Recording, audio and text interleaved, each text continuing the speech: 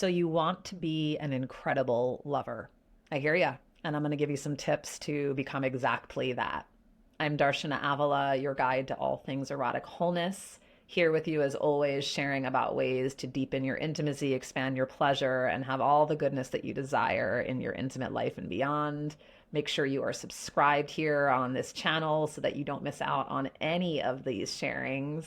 And let's talk about how you can actually become that masterful lover that you desire. So I'm going to break this down into a few of the things that are most useful. And newsflash for you, none of them have to do with technique, actually.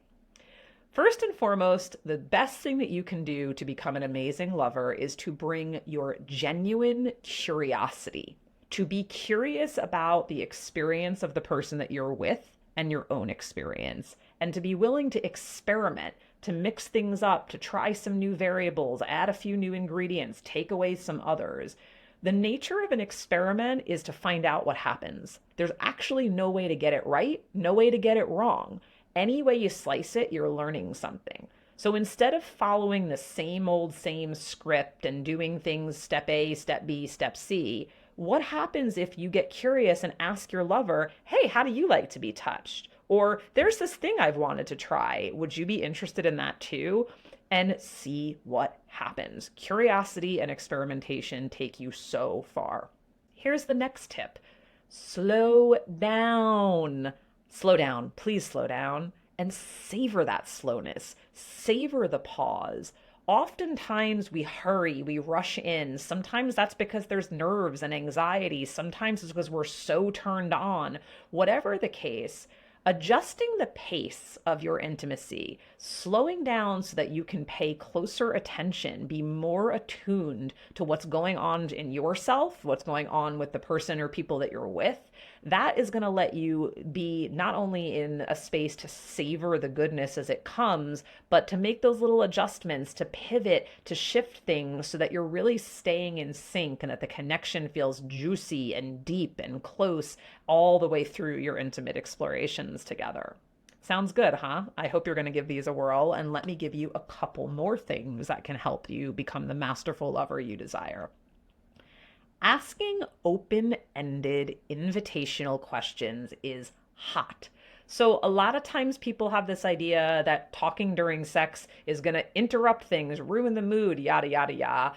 But then we're kind of like fumbling around in the dark and don't totally know what's going on for the other person or not, or, like it's not actually a bad thing to use your voice, to speak. And asking an invitational question such as, how could this be even better for you?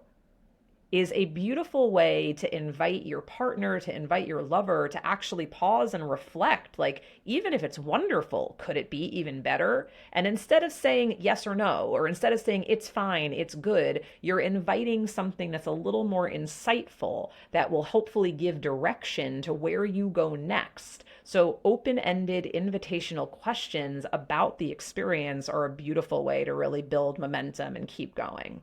Beyond the words, though, another thing to do is to learn how to really be attuned to nonverbal cues, because we are always giving them, especially in a sexual exchange.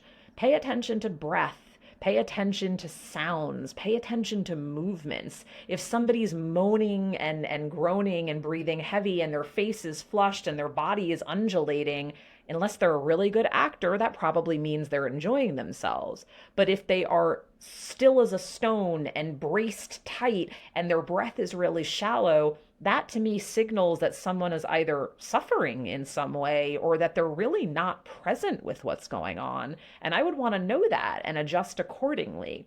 So the more you're paying attention to those nonverbal cues, the more you can then lean into any of those other things that we've just spoken about, or you might have a pause or a pivot or something that lets you adjust so that the connection and the intimacy is what is prioritized and preserved. I hope that these are really valuable and inspiring little nuggets that you put to use. So please drop me a comment. Let me know if so, if you have questions about it, or give me a little update from how you've incorporated these into your sex life. And I will really look forward to hearing from you about that and seeing you back here on the channel soon. Cheers to you and your erotic wholeness.